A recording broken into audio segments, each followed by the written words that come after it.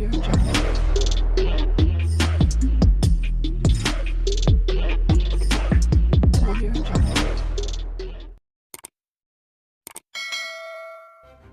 kasih karena memilih channel ini. Sebelum kita mulakan video ini, sila pertimbangkan untuk menekan butang like, share, dan subscribe, dan aktifkan butang lonceng Anda agar Anda sentiasa mendapat info-info percuma pada setiap hari dari channel kami. Dan tinggalkan komen Anda karena komen Anda amatlah dihargai. Terima kasih.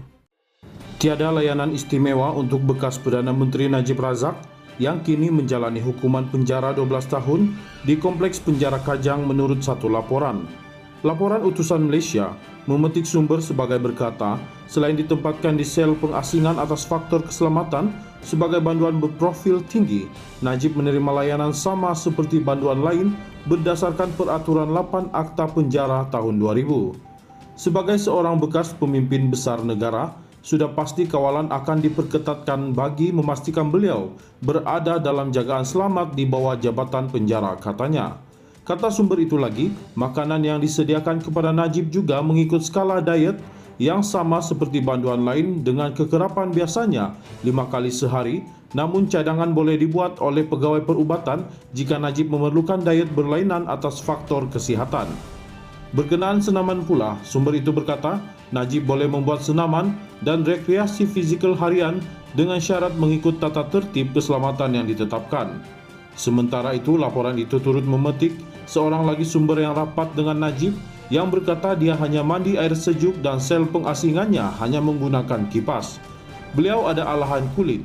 Kemarin di mahkamah nampak bagian leher Najib kemerah-merahan akibat alahan kulit selain badan susut sedikit.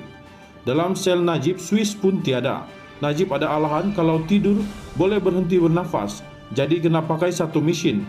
Malah mesin itu pun kena tarik wayar, kata sumber itu seperti dipetik.